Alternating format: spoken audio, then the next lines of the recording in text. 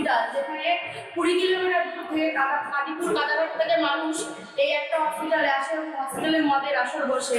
জিহাদি বাহিনী আছে, তাদের দ্বারা সেই জমিগুলোতে তারা একদম সীমান্তবর্তী এলাকায় তারা 3-4 তলা করে সাদা সাদা বিল্ডিং বানিয়ে সেখানে বিভিন্ন দুর্নীতিমূলক আচরণ, বিভিন্ন বোমা তৈরির কারখানা, বহু কিছু। 15 বছরে আমরা পাইনি তা বলবো না, অনেক কিছুই পেয়েছি। নারী সুরক্ষা খুব ভালো পেয়েছি, সেই জন্য হাসখালিতে ধর্ষণ হচ্ছে, বিভিন্ন জায়গায় মেয়েদের ধর্ষণ করে পুড়িয়ে মেরে ফেলা হচ্ছে, রাস্তাঘাটের বেহাল অবস্থা। একটা কৃষ্ণগঞ্জ, এত বড় ব্লক, কৃষ্ণগঞ্জ ব্লকে একটা মাত্র হসপিটাল, যেখানে 20 কিলোমিটার দূর থেকে কাদিপুর কাদারহাট থেকে মানুষ এই একটা হসপিটালে আসে এবং হসপিটালের মদের আসর বসে।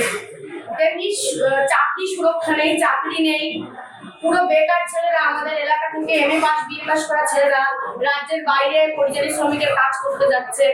মানে অনেক কিছু দিয়েছে, মানে এ দিয়ে বলে শেষ করতে পারবো না, এত কিছু দিয়ে। অ্যাকচুয়ালি মুখ্যমন্ত্রী সীমান্তবর্তী এলাকায় তার কাটা দেয়নি, কারণ সেই জায়গাগুলো তিনি অকুপাই করে রেখেছেন। তার সন্ত্রাসবাদী কিছু জিহাদি বাহিনী আছে, তাদের দ্বারা সেই জমিগুলোতে তারা একদম সীমান্তবর্তী এলাকায় তারা 3-4 তলা করে সাদা সাদা বিল্ডিং বানিয়ে সেখানে বিভিন্ন দুর্নীতিমূলক আচরণ, বিভিন্ন বোমা তৈরির কারখানা, বহু কিছু করছে। যার জন্য আজকে যদি ওখানে তারকাটা দিয়ে যায়, তাহলে আজকে পশ্চিমবঙ্গ সুরক্ষিত হবে, রোহিঙ্গাদের আসা যাওয়া বন্ধ হবে। সেই কারণে আজকে মুখ্যমন্ত্রী আমাদের বিএসএফ জওয়ানদের এবং ভারত সরকারকে জমি দেয়নি, তো তারকাটা করবে।